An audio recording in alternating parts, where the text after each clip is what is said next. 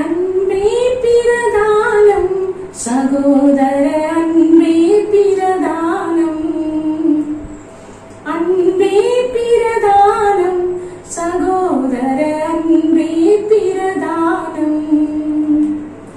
பல பல பாஷை படித்தறிந்தாலும் கலகலவென்னும் கைமணியாமே அன்பே பிரதானம் சகோதர அன்பே பிரதானம்.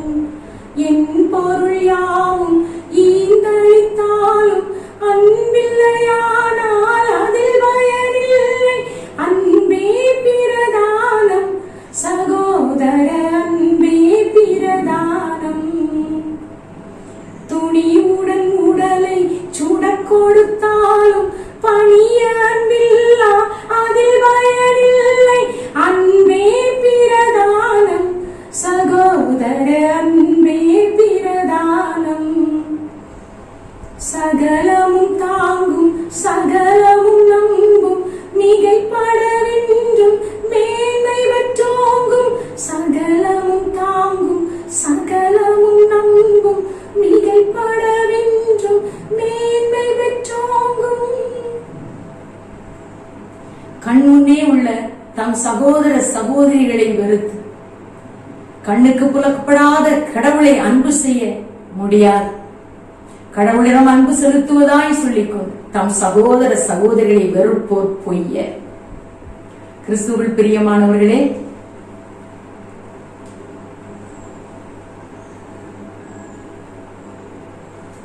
இந்த பழைய ஏற்பாட்டில் யோசேப்பை குறித்து நாம் பார்த்திருக்கிறோம்.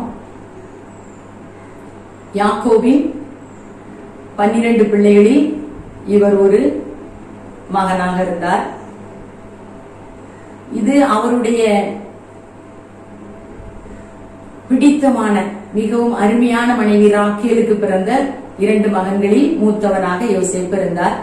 இவரை குறித்து பழைய ஏற்பாட்டில் நம்ம ஆதி ஆகமம் 37வது அதிகாரத்தில் 50வது அதிகாரம் 38வது அதிகாரம் தவிர இத்தனை அதிகாரங்களிலும் யோசேப்பை குறித்து சொல்லப்பட்டிருக்கிறது. இந்த யோசேப்பை குறித்து சொல்லும் பொழுது அவர் தகப்பனுக்கும் பிரியமானவராய் இருந்ததாகவும், அவர் தகப்பன் இவருடைய குணங்களை கண்டு மற்ற பிள்ளைகளை விட தன்னுடைய மூத்த சகோதரியை விட இவர் மிகவும் நல்லவராக தகப்பனுக்கும் பிரியமான முறையில் இருந்ததாகவும், அதன் நிமித்தம் யாக்கோபு மற்ற பிள்ளைகளை காட்டிலும் யோசேப்பை ரொம்ப நேசித்ததாகவும் பார்க்கிறோம். பல வண்ண அங்கி மற்ற பிள்ளைகளுக்கு கொடுக்கலாம், ஆனா யோசேப்புக்கு கொடுத்திருக்கிறார்.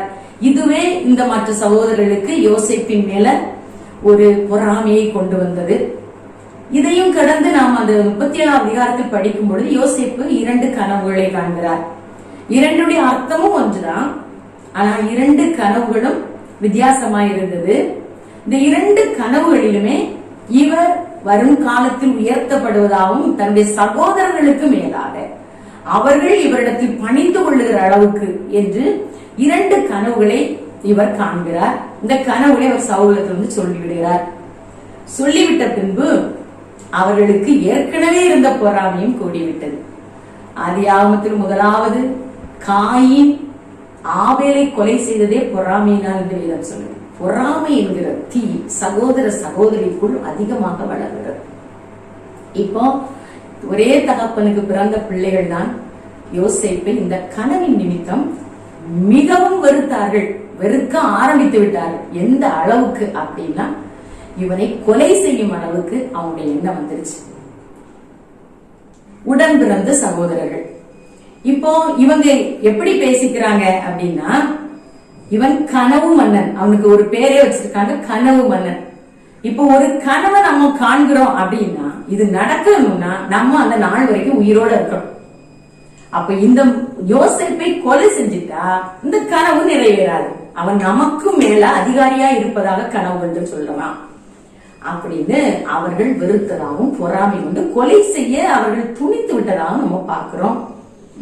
38வது அதிகாரத்துல அவங்க எல்லாரும் ஆடு வைத்துக் கொண்டிருக்கிற வேளையில யாக்கோபு யோசேப்பை அழைத்து உன் சகோதரரை போய் பார்த்து விட்டு வா, அவர்களுக்கு உணவு கொண்டு போ, அவர் எங்கே இருக்கிறார்கள் என்று சொல்லி அவர் பார்த்து விட்டு வரும்படி அனுப்புகிற இடத்துல தூரத்துல வருவதை பார்த்தே அவங்க என்ன செய்யறாங்க, ஏதோ கனவு மன்ன வர்றான், அவனை நம்ம கொலை செஞ்சா இவனுடைய கனவு எப்படி நிறைவேறது பார்க்கலாம் அப்படின்னு சொல்லுறாங்க. இப்போ அவங்க எல்லாரையும் விட வயசு குறையவே, அப்பொழுது இவனுக்கு வயசு அப்போ 17 சொல்லப்பட்டிருக்கு. 17 வயசுங்கும் போது நம்முடைய பிள்ளைகள் கிட்டத்தட்ட +1 படிக்கிற பிள்ளைகள்னு வச்சுக்கோங்க. வேற எதையும் அந்த பிள்ளை அறிந்ததில்லை, கர்த்தரை அவர் அறிந்து கொண்டிருக்கார். யாக்கோபு கடவுளை பற்றி அவருக்கு சொல்லிக் கொடுத்த காரியங்கள் எல்லாம் அவர் அறிந்திருப்பார். அந்த பிள்ளை 11 சகோதரர்களில் அந்த 10 இவருக்கு மூத்த 10 சகோதரர்களும் இவரை பார்த்தபோது இவரை கொலை செய்ய துணிந்து நிற்கிறார்கள். அதில் யூதா கூடுமானவரை கொலை செய்யாதபடி இவர் தடுத்துடலான்னு பார்க்கிறான். ஆனா அங்கு உள்ள சூழ்நிலைகளை அவரு ஒன்னும் கடந்து போக முடியவில்லை. கடைசியா அவர் ஒரு குழியில தூக்கி போடுறாங்க. உண்மையில அந்த குழிக்குள்ள எப்பவும் தண்ணீர் இருக்குமா, ஆனா கடவுளுடைய கிருபையில அங்க தண்ணி இல்லாத இருந்திருக்கு பிள்ளை குழிக்குள்ள.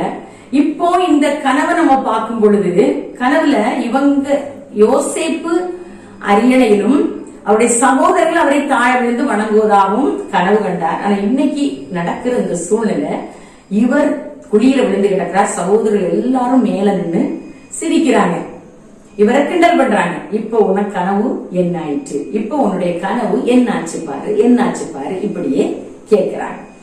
இப்போ இந்த சூழ்நிலை இன்னும் மாறுகிறது. இப்போ அவருடைய அங்கிய அவரை குளிக்கு போகும்னால அவர்கிட்ட இருந்த அங்கிய எடுத்துட்டாங்க. அவர்கிட்ட அந்த ட்ரெஸ் அதை அவங்க எடுத்து அவரை குழியில தள்ளின பிறகு திருப்பி இஸ்மேலர்கள் கொஞ்சம் பேர் வராங்க. அப்போ ஒருத்தருடைய ஆலோசனையின்படி இவனை நம்ம கொலை செய்யறதுக்கு பதிலா விற்று போட்டுருவோம், இன்னொரு தேசம் எங்கேயோ கொண்டு, அதுக்கு பிறகு நம்ம அவனை பார்க்கவே முடியாது அப்படின்னு ஒரு எண்ணத்தை கொண்டு வந்து அவனை 20 வெள்ளி காசுக்கு விற்று போட்டுறாங்க. அதன் பிறகு தகப்பனத்துல போய் இவங்க சொல்றாங்க, இதுக்கு மேல ஒரு மிருகத்தினுடைய ரத்தத்தை அதுல தெளித்து யாக்கோப்ட கொண்டு போய் சொல்லிடுறாங்க, உங்க மகனுடைய ரத்தம் தானா பாருங்க, இது அவனுடைய ஆடை தானா பாருங்க அப்படின்னு சொன்னோன்னா அவர் இந்த ஆடையை பார்த்தாரு. இது என் பிள்ளைக்கு நான் ஆசையா செஞ்சு கொடுத்தது தெரிந்தது. அவர் துக்கம் இருந்தார் அப்படின்னு பல நாட்களுடைய துக்கத்தை மாற்ற முடியும்னு நம்ம வேதத்துல வாசிக்கிறோம். இப்ப இந்த யோசேப்பு கடந்து போகிறார். போகிற இடம் போத்திபார் என்கிற ஒரு தலைவனுடைய வீட்டுக்கு இவர் கடந்து போகிறார். இப்ப இந்த கடந்து போகிற இடத்துல கர்த்தர் எல்லா 39:2 ஆகட்டும், 21, 22 வசனங்கள் ஆகட்டும், இவர் இன்னும் அவர் அதன் பிறகு போத்திபார் வீட்டிலிருந்து சிறைச்சாலைக்கு போகும்போது ஆகட்டும், அவருடைய காரியங்கள் எல்லாமே மிகவும் கீழாக, குழியில் இருந்தார், குழியிலிருந்து அடிமையானார், அடிமையிலிருந்து சிறை கைதியாக, அவன் நிலைமை ரொம்ப மோசமாயி கிட்டத்தட்ட அவருடைய நாட்கள் எல்லாம் கடந்து கடைசி சிறையிலும் அவருடைய வாழ்க்கை போய்கிட்டு இருக்குது. இப்போ எல்லாம் அவரு நினைக்கிறார், 2 பேர் கனவுகளை சொல்றாங்க, அவங்க கனவுகளுக்கு எல்லாம் இவரு அர்த்தம் சொல்லுறாரு, அந்த அர்த்தத்தின்படி அவங்களுக்கு நடக்குது. அப்போ அதையெல்லாம் பார்க்கும் பொழுது இவர் சொல்லுறாரு அவங்க கிட்ட, நான் எந்த குற்றமும் செய்யாம என்ன இந்த காவல் கிடங்குல கொண்டு போட்டிருக்காங்க, யாரும் எந்த விதத்திலையும் அவரை காப்பாற்றுறதுக்கு யாரும் வரல. இவர் ஒவ்வொரு நாளும் ஒவ்வொரு தருணத்தை நினைச்சு பாக்குறார். கடைசியாக இந்த 2 வருடங்கள் யாரேனும் இந்த இங்கிருந்து போன அரசவையில வேலை பார்க்கிற அவனுடைய கனவை நம்ம சொல்லிவிட்டு அவனுடைய ஜீவனை கொடுத்திருக்கிறோம், அவன் திரும்ப வேலையில சேர்ந்திருக்கிறான், அவன் நம்மளை கொண்டு போவான்னு சொல்லி அதாவது 2 வருடங்களும் எதிர்பார்த்து இல்லவே இல்லை. சூழ்நிலை ரொம்ப மோசமாகி போயிட்டு கிட்டத்தட்ட யோசேப்புக்கு 30 வயசு ஆயிடுச்சு. 13 ஆண்டுகள், 13 வருஷங்கள் முழுக்க தன்னுடைய சொந்த சகோதரரால, ஒரு இளைய சகோதரன் நினைச்சு பாருங்க, மற்ற எல்லாரும் பெரியவங்க, ரூபன்ல இருந்து கடைசி வரைக்கும் அவ்வளவு பெரிய சகோதரர்கள், இளைய சகோதரனுக்கு எந்த தீமையுமே இல்லாம அவன் நம்மை விட உயர்த்தப்பட்டு விடுவான்கிற ஒரே ஒரு பொறாமை நிமித்தம் கொலை செய்ய துணிந்தார்கள். இப்போ இந்த நேரத்துல 30 வயசுல பார்வோன் மன்னர் அந்த எகிப்தினுடைய அதிபதிக்கு கனவுகளை ஆண்டவர் கொடுக்கிறார். இந்த கனவின் நிமித்தம், இந்த கனவுகளுக்கு யாராலையும் பதில் சொல்ல முடியல. அந்த அரசவையில் உள்ள அந்த வேலையால் ஞாபகப்படுத்துறான், இப்படி ஒரு எபிரேயன் அந்த சிறையில இருந்தான், அவங்க எனக்கு பதில் சொன்னான், அது போல நடந்தது. உடனே ஆள் அனுப்பி அவர் அரசவைக்கு அரசரை பார்க்க வர்றதுக்கு துரிதமாக, அது அருமையான வார்த்தை, துரிதமாக அவர் புறப்பட்டு அவர் அரசவைக்கு வர்றாரு. கனவுகளுக்கு பதில சொல்றாரு. பார்வோனே சொல்லுறாப்புல, இவனை போல இறையாவை பெற்ற மனுஷன் வேற யார், அதனால் இவனையே நான் அதிகாரி ஆக்குறேன், எனக்கு அடுத்த அறிவே நீ இருப்பாய் என்னுடைய எல்லா அதிகாரங்களும் உனக்கு உண்டு, நான் வேற எதையுமே உன்னை யாருமே கேள்வி கேட்காதபடி நான் செய்கிறேன் அப்படின்னு சொல்லுறேன். இப்போ இவருடைய நிலை மேல வந்துருச்சு. ஒரே ராத்திரியில சிறை கைதியை கர்த்தர் நாட்டுக்கு அதிபதியா ராஜாவாய் கொண்டு வந்து விட்டார். இந்த சூழ்நிலையில அவருக்கு திருமணமாகி முதலாவது மகன், அந்த மகனுக்கு அவர் பேர் வைக்கிறாரு, என் தகப்பன் வீட்டையும் என் துன்பங்களை எல்லாம் நான் மறக்க பண்ணும்படி கர்த்தர் செய்தாருங்கிற வார்த்தை கொண்டு அவர் மனாசேங்கிற பேர் வைக்கிறார். இந்த ஒரு வார்த்தையிலிருந்தே நமக்கு தெரியுது, இந்த 13 வருஷம் இந்த பிள்ளை அனுபவித்த பாடுகள், வேதனைகள், வருத்தங்கள், அவர் வடித்த கண்ணீர், தன் சொந்த சகோதரர்களால் இவ்வளவு துரோகம். உண்மையிலே என்னுடைய வாழ்க்கையில ஒரு சின்ன சின்ன காரியங்கள் வரும் பொழுதுதான் நான் இந்த யோசேப்பை தான் நினைப்பேன். சின்ன வயசுல இவ்வளவு வேதனைகளை அனுபவித்தாரே, இதை விடவா நமக்கு கஷ்டம் வந்துருச்சு, இதை விடவா நமக்கு துரோகம் பண்ணிட்டாங்க. இப்படி இந்த காரியம் என்ன ரொம்ப ஊக்குவித்தது. தொடக்க நாட்கள்ல எல்லாம் ஒவ்வொரு நாளும் அபிஷேகத்துக்கு பிறகு நான் இன்னமும் பாடுகளும் வேதனைக்குள்ள கடந்து போக போக போக ஒவ்வொரு நாளும் இதுதான் இந்த வார்த்தைகள். யோசேப்பினுடைய வாழ்க்கை என்னை ரொம்ப ஊக்குவித்த நாட்கள் உண்டு. இப்ப நான் முதலாவது ஒரு வசனம் சொன்னேன். அந்த வசனத்துல என்ன சொல்லுது? சகோதரர்களை நீங்க கண்ணுக்கு தெரிகிற உங்க கண் முன்னே உள்ள சகோதர சகோதரிகளை நேசிக்காம கண்ணுக்கு புலப்படாத கடவுள் என்ன நீங்க எப்படி நேசிக்க முடியும்? அது நீங்க சொல்லுறது பொய், அது முடியாது. அப்படியே வசனம் 1 யோவான்ல 4:19 வசனம் இதை சொல்லுகிறது. இப்ப யோசேப்பு இவ்வளவு பிரச்சனைகளை சந்தித்தார் தன் சகோதரர்களால. உங்களுக்கு எல்லாருக்கும் இந்த வரலாறு தெரியும். காலம் மாறியது, பஞ்சம் தலைவிரித்தாடியது. இப்போ இதே அந்த கானான் தேசத்திலையும் பஞ்சம் வர யாக்கோபு வீட்டிலையும் உணவு இல்லாம போயிருச்சு. அப்ப யாக்கோபினுடைய பிள்ளைகளை பார்த்து, மூத்தவர்களை பார்த்து யாக்கோபு சொல்றாரு, நீங்க எகிப்துல நிறைய தானியம் கொடுக்கறாங்க, போய் வாங்கிட்டு வாங்க அப்படின்னு சொல்றாங்க. அப்ப எகிப்துல அவங்க தானியம் கொடுக்க போகும் பொழுது, அவங்க வாங்குறதுக்காக வரும் பொழுது அவங்க யோசேப்பை கண்டுகொள்ள முடியல. ஆனா யோசேப்பு தன் சகோதரரை கண்டுகொள்கிறார். 10 பேரும் வந்திருக்கிறாங்க. அவர் தன்னுடைய இளைய சகோதரன் பெஞ்சமினை தவிர 10 பேரும் வந்திருக்கிறாங்க. இவர் கண்டுகொண்டு அவர் அழுதார் என்றும் ரொம்ப வேதனைப்பட்டார் என்றும், அதன் பிறகு உள்ள வரலாறு எல்லாம் ரொம்ப ஆச்சரியமான காரியங்களா அது இருக்குது. எல்லாரும் இத கட்டாயமான இந்த வாழ்க்கையில உலகத்தை வாழ்க்கை எல்லாருமே இந்த யோசேப்பை குறித்த இந்த வரலாற்றை படிக்கிறது ரொம்ப அது கூடுதலாக நான் வெளிநாடுகளுக்கு சொல்லக்கூடிய பிள்ளைகளுக்கு நான் சொல்லுவேன், யோசேப்பை குறித்து அறிந்து கொள்ளுங்க. அது உங்களுக்கு ரொம்ப பிரயோஜனமா இருக்கும். ஏன்னா யாக்கோபு சொல்லி கொடுத்த கடவுள் 17 வயசுல அவன் அந்நிய தேசத்துக்கு வந்துட்டான். அங்க கடவுள் அவங்க என்ன தெய்வத்தை வழிபட்டாங்கன்னு தெரியாது. விண்ணையும் மண்ணையும் உண்டாக்கின தேவன், அவருக்கு சொல்லி கொடுத்த அந்த தேவனை அவங்க பார்க்கல. ஆனாலும் அங்க தவறுக்கு அவனை இழுத்த பொழுது, அந்த போத்திபார் வீட்டிலேயே அவனை தவறு செய்ய இழுத்த பொழுது, என் கடவுளுக்கு விரோதமாக நான் இந்த பாவத்தை செய்வேனோன்னு சொல்லி பாவத்துக்கு தப்பி ஓடுகிற ஒரு மகனை பார்க்கிறோம். இதைத்தான பலருக்கு சொல்லும். அப்போ இந்த சகோதரர்கள் இவனை பார்த்து விட்டு, நம்ம இளைய சகோதரனுக்கு முன் நம்ம செஞ்ச பாவத்தின் நிமித்தம் தான் நாம இப்ப இங்க வந்து இப்படி ஒரு பிரச்சனையில மாட்டி இருக்கிறோம்னு சொல்லி அவங்க அப்படி எல்லாம் நடக்குது. ஆனா கடைசியா யோசேப்பு தன்னை வெளிப்படுத்துகிறார். இது எல்லாவற்றுக்கும் மேலான ஒரு அன்பின் வெளிப்பாடு. அதாவது எல்லாம் என்ன சொல்லுதுன்னா, 1 கொரிந்தியர் 13வது அதிகாரத்துல 13 வசனங்கள் இருக்குது. அவருக்கு 12வது அதிகாரத்தின் கடைசி பகுதியிலேயே சொல்லுறாரு, எல்லாவற்றையும் சிறந்த நெறி ஒன்றே உங்களுக்கு சொல்லுவேன், அன்பே எல்லாவற்றுக்கும் மேலானது அப்படின்னு சொல்லிட்டு நான் அதை பாடலாக தொடக்கத்துல பாடுவேன். என்னையே எல்லாவற்றையும் என்னுடைய எல்லாத்தையும் நான் காணிக்கையா கொடுத்தா கூட அன்புக்கு அது வீணாகாது. உலகத்தில் உள்ள எல்லா பாஷைகளையும் நான் அறிந்து பேசினா கூட அதுல அன்பு இல்லைன்னா ஒண்ணாகாது. என் உடலை தீக்குள்ள போடுறதுக்கு நான் தைரியமா, சிலருக்கு அப்படி இன்றைக்கு நமக்கு தெரியாத உடன்கட்டை ஏறுதல்ங்கிற ஒன்று உண்டு. கணவன் மறித்து போனா இளம் பெண் பிள்ளைகளையும் தூக்கி அதுக்குள்ள சிலர் மனமும் வந்தே போயிருவாங்களாம். இனி இந்த வாழ்க்கையை வாழ்றதை விடவும், இந்த எல்லாராலையும் தூற்றப்பட்ட இந்த உதவி வாழ்க்கையை வாழ்றதை விடவும் பேசாம எரி நெருப்புல போயிடலான்னு சொல்லி தானே போய் விழுந்துருவான் சில பிள்ளைகள். அவர்கள் படுற பாட்டை பார்த்து சில பிள்ளைகளை தூக்கி கொண்டு போடுவாங்க எரிகிற நெருப்புக்குள்ள. இதற்கு பிறகுதான் இந்த காலம் எல்லாம் மாறி. அப்படி எரிகிற நெருப்புல நானே தைரியமா போய் விழுறதுக்கு என்ன கொடுத்தா கூட எனக்கு அன்பு இல்லைன்னா அதுலயும் பிரயோஜனம் இல்லை. இப்படி எல்லாத்தையும் சொல்லி அன்பு பயம் அறியாது, பொறாமை கொள்ளாது, சீற்றம் கொள்ளாது வரிசையா சொல்லிட்டு வராரு.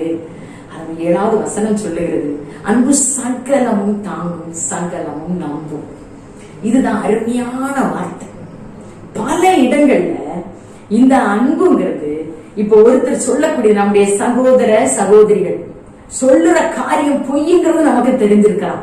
அவங்க சொல்லுறது பொய்யின்னே தெரிந்தும் இப்ப இத மெய்யின்னு நான் விளக்க போனா அது பிரச்சனையோ நம்முடைய அன்புக்கு பாதகமா இருக்கும் அப்படின்னு தெரிஞ்சா அதை சொல்லாம அதை ஏற்றுக்கொள்ளக்கூடிய நம்பி, அன்பு சகலமும் தாங்கும் நம்பும், அது ஏற்றுக்கொள்ளும் என்று சொல்லப்படும். அதையும் ஏற்றுக்கொள்ளும், கோபத்தோட இல்ல. இவருக்காகவும் இயேசு கிறிஸ்து மரித்தார், பவுல் அப்படித்தான் சொல்றார், அவரையும் ஏற்றுக்கொண்டார். அப்ப அப்படி ஏற்றுக்கொள்ளுகிற ஒரு அன்பு. இப்போ யோசேப்புக்கு அந்த 10 பேரும் ஒரே தகப்பன் பிறந்த அவருடைய சகோதரர்கள், உடன் பிறந்த சகோதரர்கள். இன்னைக்கு உடன் பிறந்த சகோதரர்களை தாண்டியும் நம்முடைய இயேசு கிறிஸ்துவின் இரத்தத்தினால நாம பிதாவுக்கு சொந்த பிள்ளைகளாய் வந்ததுனால எல்லோருமே நமக்கு சகோதர சகோதரின்னு சொல்லப்பட்டிருக்கிறது. அப்போ நம்ம எல்லோருமே அந்த சகோதர அன்புல அவர் தெளிவா யோவான் எழுதியிருக்கிறாரு.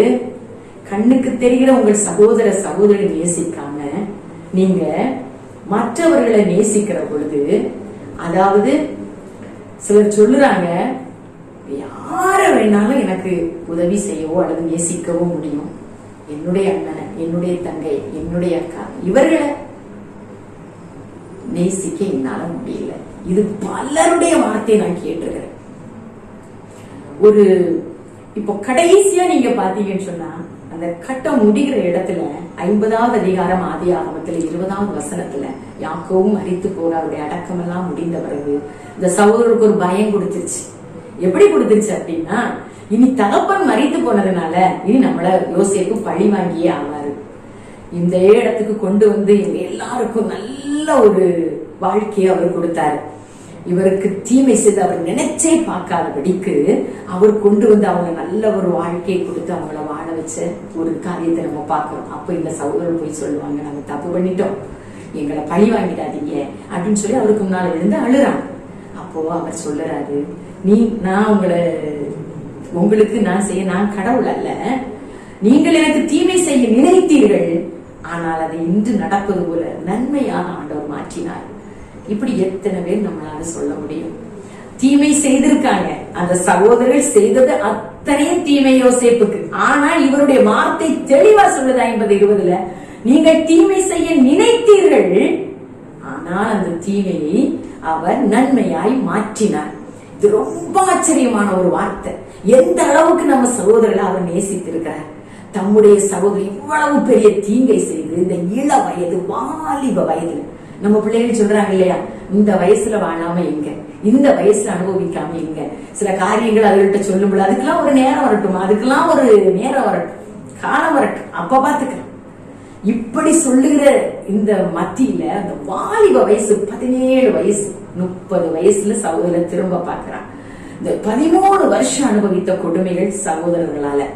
ஆனாலும் அந்த சகோதரர் மேல அன்பு சுத்தமா குறையல அவருக்கு. அந்த அன்பு முன்னால தன்னுடைய இது எல்லாத்தையும் அவங்களுக்கு கொடுத்து எது நல்லதோ அதை கொடுத்து விட்டு போனார். அவ்வளவு அருமையான ஒரு பாத்திரம் யோசேப்பு. யோவான் அதைத்தான் சொல்றார், இந்த அன்புங்கிறது சகோதர சகோதரி நீங்க நேசிக்காம. எனக்கு தெரியும், ஒரு சகோதரி என்கிட்ட வந்து சொல்லி இருக்கிறாங்க, ஒரு கட்டத்துல அவங்க ரொம்ப கஷ்டப்பட்டாங்க.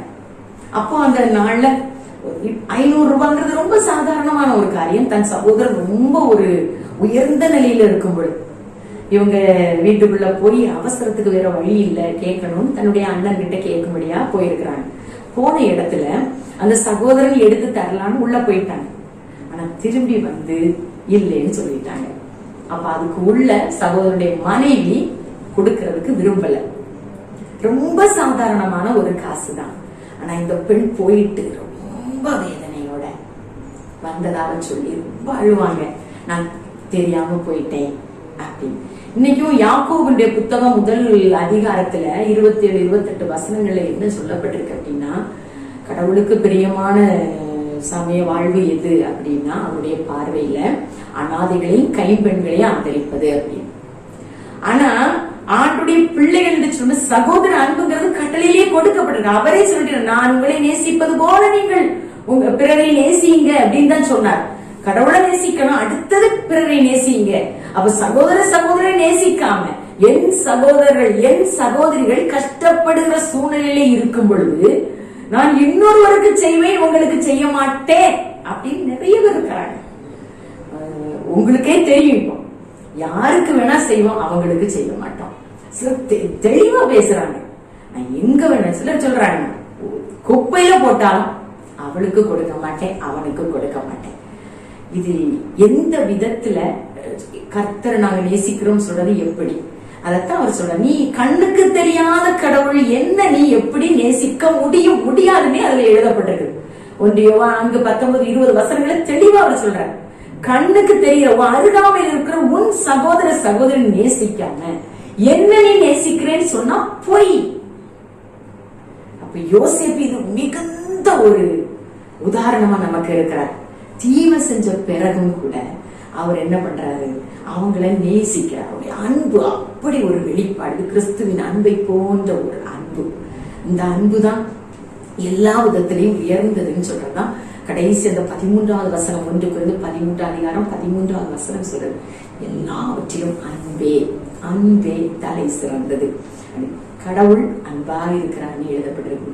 1 யோவான் 4 8வது வசனம் 16வது வசனம் எல்லாமே கடவுள் அன்பா இருக்கிறார். அன்பே கடவுள் அல்ல, கடவுள் அன்பா இருக்கு. அவருடைய பல பரிமாணங்களில் ஒரு பரிமாணம் அன்பு. இந்த அன்பினுடைய ஆழம் அகலம் நீளம் இதையெல்லாம் அறிந்து கொள்ள நீங்க கற்றுக்கொள்ளுங்கன்னு பவுல் சொல்றார். எபேசியர் 3:19-20 வசனங்கள்ல அவர் அதை சொல்றார். அதை அறிந்து கொள்ள கற்றுக்கொள்ளுங்க, அந்த பரிமாணம். அப்ப அந்த அன்பு உங்களுக்குள்ள வரும் பொழுது நீங்க அவங்களுடைய சில காரியங்கள் உங்களுக்கு பெருசா தெரியாது. அப்போ உங்க அன்பு இருக்கட்டும். அதுல யோவான் 3வது அதிகாரத்துல அன்பு பயமற்றது. அதுல பயமற்றது. இது நம்ம எங்கேயா கேட்டுருவோம், அன்புக்கு எதிர்ப்பதோ நாம வெறுப்புன்னு தான் சொல்லுவோம். ஆனா யோவான் எழுதி இருக்கிறாரு அன்பு பயமற்றது. அப்போ பயத்துக்கு எதிர்தான் அன்பு, அன்புக்கு எதிர் பயம். அப்ப என்ன அப்படின்னா, நம்ம ஒருத்தர் அன்பு செய்யறோம்னா ஒண்ணு கொடுக்கிறோம் அப்படின்னா திரும்ப அது நமக்கு கிடைக்குமா, இதுதான் ஒரு பயம். இது நமக்கு அவங்க திரும்ப தருவாங்களா, இந்த பயம் வந்துட்டா அன்பு அங்க இல்லாம போயிடும். இந்த பயம் இல்லாத ஒரு அன்பு வேணும். அப்படி இது இந்த வார்த்தை எனக்கு பயங்கர ஆச்சரியத்தை தந்தனால், இந்த அன்பு பயமற்றது. அப்போ கர்த்தர் நமக்கு வைத்திருக்கிறத ஒருத்தராலையும் எடுக்க முடியாது. அவருடைய எனக்குரிய பங்கு அவர் எனக்கு தருவார். நீங்க பாருங்க, யோசேப்புக்கு கானான் தேசத்துல யாக்கோபுடைய சொத்துல ஒண்ணும் கொடுக்கும்படியாக அவர் நினைக்கல. இவர் எகிப்துல இருந்து எல்லாவற்றையும் அவர்களுக்கு கொடுக்கும்படி ஆண்டவர் அந்த காரியங்களை மாறுதலாக்கி போட்டார்.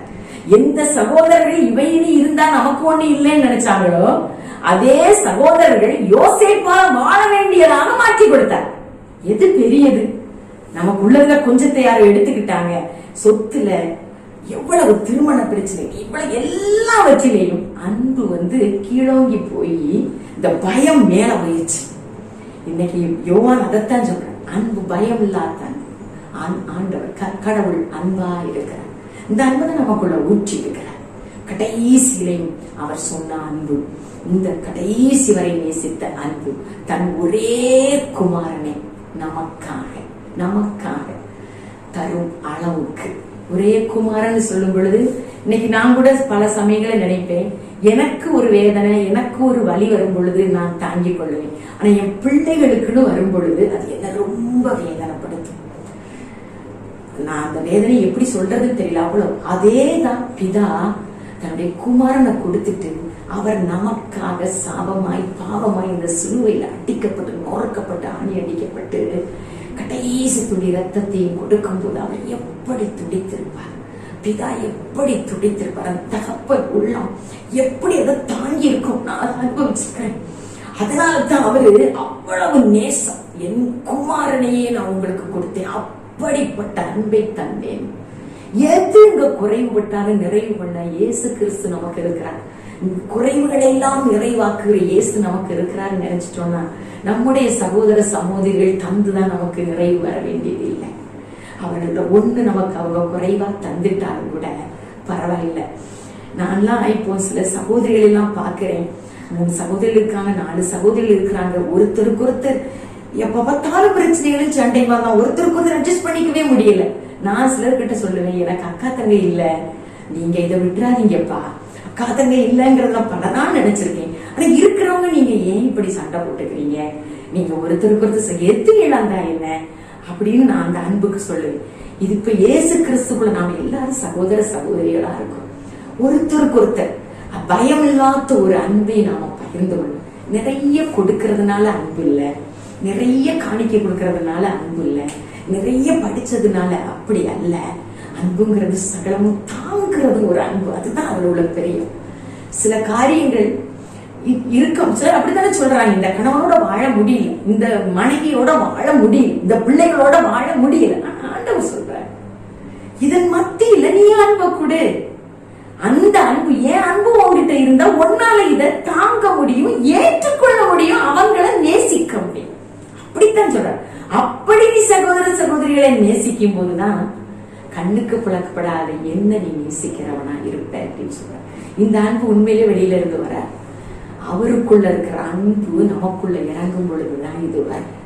எந்த குறையும், ஒரே ஒரு எண்ணம் நமக்குள்ள இருந்தா போதும், நமக்குள்ள என்ன குறையும், அது நம்முடைய சகோதர சகோதரிகள் எத்தனை விதத்துல நமக்கு அவங்க தீங்கு செஞ்சு நம்மகிட்ட இருந்து எடுக்க நினைச்சாலும் நம்முடைய பங்கை ஒரு குறைவில்லாம கொடுக்க இயேசு கிறிஸ்துவால முடியும்னு விசுவாசிச்சிட்டோம்னா நாம் அவங்களுக்கு கொடுக்கிறவங்களா மாறிடுவோம், நம்ம கிட்ட வந்து அவங்க நிக்கிறவங்களா மாறிடுவாங்க.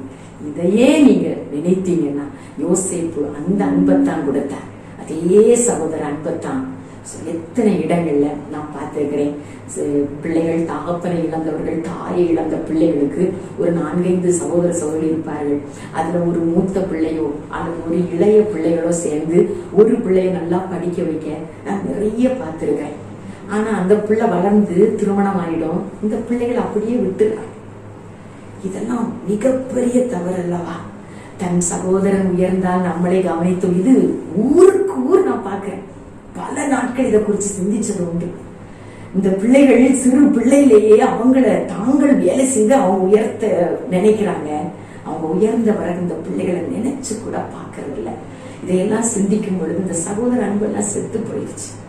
அதான் ஆண்டவர் தெளிவா சொல்ற, கண்ணுக்கு புலப்படாத என்னை நீ நேசிக்கணும்னா உன் கண்ணு முன்ன தெரிகிற உன் சகோதர சகோதரி நேசி. அதுல 1 யோவான் 3:17 உலக செல்வத்தை உடையோர் தேவையில் உலகிற தன் சகோதர சகோதரிகளுக்கு கொடுக்கணும்னு சொல்றார். கொடுக்காதவங்க கொலைகாளிகளை போலன்னு சொல்றார். நீ உனக்கு கையில ஆண்டவர் நிறைய தந்திருக்கிறாரா? உன் சகோதரி தேவையில் உலகிற உன் சகோதர சகோதரிகளுக்கு கொடு. அவங்க கேட்டு கொடு. நான் சொன்னேன் கொஞ்சம் முன்னால ஒரு உதாரணம். வழி இல்லாம போய் சகோதரன் நின்னேன், சகோதரன் தரேன்னா அவருடைய மனைவி அனுப்பி விட்டுட்டேன். அப்போ நான் கேவலமா அவமானப்பட்டு வெளியே வந்தேங்கிறாங்க இல்லையா? இந்த அவமானத்தை தவிர்க்கணும்னா என்ன பண்ணணும்? இவங்க கையில நீங்க தேவையை பார்த்து கொடுக்கணும், தேவையை பார்த்து கொடுங்க. ஆண்டவர் சொல்றாரு, நீ கொடுக்கும் பொழுது உன் வழக்கை கொடுப்பதை இடக்கை அறியாது இருக்கட்டும். இந்த உலகத்துல நீங்க கைமாறு பெற்றுக்கொண்டீங்கன்னா மேல எனக்கு உங்க கைமாறு கிடைக்காது. அதனாலதான் நீ கொடுக்கிற போது பப்ளிசிட்டிக்கு கொடுக்காதே, பப்ளிசிட்டிக்கு கொடுக்காது. அப்ப இங்க நீங்க கைமாற பெற்றுக்கொள்ளுறீங்க. நியூஸ் பேப்பர்ல போட்டாச்சா, புத்தகத்துல போட்டாச்சா, நீங்க கொடுத்தது அவ்வளவுதான். இங்க உள்ள கைமாறு மனுஷங்களுடைய புகழ்ச்சி உங்களுக்கு கிடைச்சது. அப்புறம் எப்படி விண்ணக தந்தை நமக்கு தருவார் கைமாறு? அப்போ இந்த அன்பை இப்படித்தான் வெளிப்படுத்த முடியும். சில அன்பு நம்ம வீட்டுக்குள்ள வேதனையில இருக்கிறோம், அவங்கள தாங்கி கொள்ளுற போது, அவங்களை ஏற்றுக்கொள்ளுற போது அந்த அன்பு வெளிப்படுது. அது போல கொடுக்கிற செல்வத்தை, நம்ம கையில இருக்கிற செல்வத்தினால, நம்ம கையில இருக்கிற பொருட்கள்னால தேவையில் இருக்கிற சகோதர சகோதரிக்கு நாமளே கொடுக்கணும். அனாதைகளை கைமண்களை மட்டும் எங்கேயோ கொண்டு போய் கண்டுபிடிச்சு சாப்பாடும் பணமும் கொடுக்கறதுல மட்டும் அல்ல. இது மிகப்பெரிய அன்பு. இது நமக்குள்ள எவ்வளவு இருக்கு, இது ஒவ்வொருடைய மனசாட்சி உங்களுக்கு பொறுத்தும். சிலருக்கெல்லாம் வயசான பிறகு நிறைய பேர் சொல்றாங்க, என் சகோதரனுக்கு நான் இப்படி செய்யலாமா, அதனால தான் நான் இப்படி இருக்கேன். என் சகோதரி கேட்ட பிறகு நான் செய்யலாமா, அதனால நான் இப்படி ஒரு சூழ்நிலையில் நிறைய பேர் சொல்லியிருக்காங்க. அது அல்ல. தேவையில் உணரும் போது தெளிவாய் வேதம் சொல்லுங்க, தேவையில் உணரும் பொழுது அவர்களுக்கு நீங்க கொடுங்க. எப்பவோ செஞ்ச உதவிக்கு அவங்க எதிர்பார்க்கறது சாகிற நேரத்துல கொடுத்து ஒரு பிரயோஜனம் இல்லை. அவங்க வளர்ந்த பிறகு கொடுத்து பிரயோஜனம் இல்லை. இப்பவெல்லாம் அன்பு எப்படி தெரியுமா? ஞானஸ்நானத்துக்கு மோதிரம் போட்டிருந்தா அதே ஞானஸ்நானத்துக்கு அதை போல இது பெரிய ட்ரெண்ட் ஆயிட்டு. எனக்கு இது பிடிக்கல. எந்த விதத்துல நீங்க இதை எடுத்துக்கொண்டீங்கன்னு தெரியல. ஒரு சகோதரி என்கிட்ட சொல்லுறாங்க, அவருடைய சகோதரனுடைய மகளுக்கு திருமணத்துக்கு போகல. அப்படியே வந்து சொல்றாங்க, ஏன் போகல? அவன் என் மகளோட திருமணத்துக்கு 1 பவுன்ல போட்டிருந்தாங்க. இதை இப்ப கொடுக்க என்கிட்ட காசு. ஏன்பா உன் கூட பிறந்த அண்ணன் தானே? இல்லப்பா என்ன அவமானப்படுத்துவாங்க போ. இப்படி எத்தனை பேர் இருக்கிறாங்க தெரியுமா? நீங்க நினைச்சு பாருங்க, இந்த நம்ம கண்ணு முன்ன எவ்வளவு சகோதரிகள் அவங்க போட்டாங்க, அதை போட்டது எனக்கு கொடுக்கவில்லை. அப்ப இதுதான் நான் சொன்னேன், அன்புங்கிறது பயமற்றதா இருக்கணும். நான் கொடுத்ததை அவங்க திரும்ப கொடுப்பாங்க. இந்த வார்த்தை எங்கேயுமே நம்ம பார்க்க முடியல. நானே சொல்ல, அன்பு பயமற்ற. அந்த பயம் வந்துருச்சுன்னா அன்பே போயிருச்சு. நான் கொடுத்தது திரும்ப அப்படியே வருதா? இல்லாதவங்கள நேசிக்க முடியும். யோசிப்ப நினைச்சு பாருங்க, எல்லாம் கொடுத்தாங்க, எல்லாத்திலிருந்து விரட்டி விட்டாங்க. இவரை கொடுக்க முடியும் ஆண்டவர் உயர்த்தினா அதை நினைச்சு பாருங்க. அப்ப நமக்கு தருகிறவர் விண்ணக தந்தை. அப்படி நினைச்சுட்டோம்னா, நம்ம அப்பா நமக்கு தருவா நினைச்சிட்டோம்னா, நம்மகிட்ட இருக்கிற எந்த செல்வத்தையும் கொடுக்க நமக்கு ஒருபோதும் தயக்கம் வர. அது நம்முடைய சகோதர சகோதரிகள் ரொம்ப நம்ம நேசிக்கணும்னு சொல்றாரு. ஒருபோதும் இதுல மாற்றமே கிடையாது. நீங்க எத்தனை படிச்சிருந்தாலும், நீங்க எந்த உயர்ந்த நிலையில இருந்தாலும், எல்லாருக்கும் இதுதான். அன்பு சகலமும் தாங்கும், நம்பும், ஏற்றுக்கொள்ளும். பயமில்லாத ஒரு அன்பு. நம்முடைய சகோதர சகோதரிகளை நேசிக்கணும். அப்படியே எல்லோரும் கண்ணை மூடி செபிப்போம். நல்ல தகப்பனே, உம்முடைய அன்பு மேலா இருக்கிறதப்பா. எல்லாவற்றிலும் சிறந்தது உம்முடைய அன்பு. உம்முடைய ஒரே பேரான மகனை எங்களுக்காக தந்தீங்கப்பா. இல்லைன்னா இன்னைக்கு நாங்க இந்த உலகத்துல வெற்றி பெற முடியாது. இயேசு கிறிஸ்துவின் வெற்றியில் நாங்க உரிமையை பெற்று எல்லாவற்றிலும் வெற்றி சிறக்கும்படி அவர் எங்களை செய்திருக்கிறார். இயேசு கிறிஸ்துக்குள்ள எல்லாத்திலும் நாங்கள் வெற்றி எடுக்கிறோம். அப்படிப்பட்ட இந்த சூழ்நிலையில் உங்க அன்புனாலத்தாப்பா அவங்க எங்களுக்காக இறங்கி வந்தாங்க. இந்த அன்பை சுவைக்கிற நாங்க இந்த இயேசுவின் அன்பை எங்களுடைய செயல்களை தான் வெளிப்படுத்த முடியும். அந்த செயல்களை அன்பினால இருக்கும் பொழுது அதை ஒருத்தராலையும் அதிலிருந்து பிரித்து எடுக்க முடியும். எல்லாவற்றையும் உங்களால தர முடியும்னு நாங்க உறுதியா கொண்டோம்னா இழப்பது பெருசா தோணாதுப்பா. எங்க சகோதர சகோதரி தேவையில் இருக்கிறத நாங்க அறிந்தோம், அதை கொடுக்காமல் இருந்த தருணங்களுக்கா எங்களை மன்னியுமாப்பா. தேவையில் இருக்கிறார்கள் தெரிந்து நாங்க விலகி போன நாட்கள் உண்டு. இனி பார்த்தால் கேட்டு விடுவார்களே என்று சொல்லக்கூடிய அந்த நாட்களை நாங்கள் தவிர்த்தது உண்டு. அப்பா, இந்த வேலை அதற்காக எங்கள் உள்ளங்களை நாங்கள் தாழ்த்துகிறோம். எங்களை மன்னியும் அப்பா. உங்களோட அன்பை நாங்கள் அறிந்திருக்கிறோம். அளவில்லாத எல்லையற்ற அன்பு, அந்த தெய்வீக அன்பு எங்களுக்குள்ள இருக்கிறதுனால நாங்களும் இனி கண்ணுக்கு தெரியாத உங்களை நேசிக்கிற நாங்க கண்ணுக்கு தெரிகிற எங்க சகோதர சகோதரி நேசிக்கும்படி உங்க அன்பை எங்களுக்குள்ள ஊற்றுங்கப்பா. உங்க தெய்வீக அன்பை எங்களுக்குள்ள ஊற்று. அவங்க எங்களுக்கு தீமை செய்தாலும் அதை நீங்க நன்மையா மாற்றுவீங்கிற ஒரு உறுதிப்பாட்டுல நாங்க இருந்து பயமில்லாத ஒரு அன்பை நாங்க மற்றவங்களோடு பகிர்ந்து கொள்ள செய்யுங்கப்பா. இப்பொழுது இதை எதிலெல்லாம் குறைபட்டு இருக்காங்களோ இந்த குறைவுகளை எல்லாம் இயேசு கிறிஸ்துக்குள்ள நீங்க மகிமையா நிறைவாக்கி கொடுங்கப்பா. உள்ளங்கள் எல்லா விதத்துல அன்பாக நிரப்பப்படட்டும். இது இந்த கேட்கிற நேரத்துல மட்டும் இல்ல, தொடர்ந்து வரக்கூடிய நாட்கள் எல்லாம் உங்களுடைய அன்பு, அந்த சகோதர அன்புக்குள்ள எங்களை நாங்க நிலை நிறுத்தி தகப்பனை எத்தனையோ திருமணங்கள் சொந்த சகோதர சகோதரர் அழைக்காமல் நடக்குதப்பா. எத்தனையோ பங்கன்ல தன்னுடைய உடன் பிறந்தவர்கள் அழைக்கப்படலப்பா. எல்லாம் இந்த காரியங்கள் தகப்பனே, இதில் எல்லாவற்றிலும் உன் அன்பை சுதைக்கிற நாங்கள் இந்த அன்பை பகிர்ந்து கொள்ள எங்களுக்கு கிருபை செய்யும்படியா கேட்கிறோம்ப்பா. உங்களுடைய மேலான அன்பு எங்கள் உள்ளங்களை நிரப்பி அதுல இருக்கிற குறைவுகளை எல்லாம் அழித்து போடட்டும். உங்களுடைய அன்பால் எங்களை நிரப்பி தாங்கிக் கொள்ள எல்லாவற்றிலும் உங்களுடைய அன்பே மேலானது நீங்கள் உணர செய்யுங்க. உங்க அன்பு எங்களை முற்றிலுமா எங்கள் உள்ளங்களை நிரப்பட்டும்.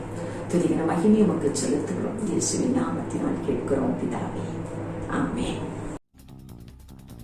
எங்களோட யூடியூப் சேனலை மறக்காம சப்ஸ்கிரைப் பண்ணுங்க. அதோட பெல் ஐகானையும் கிளிக் பண்ணுங்க.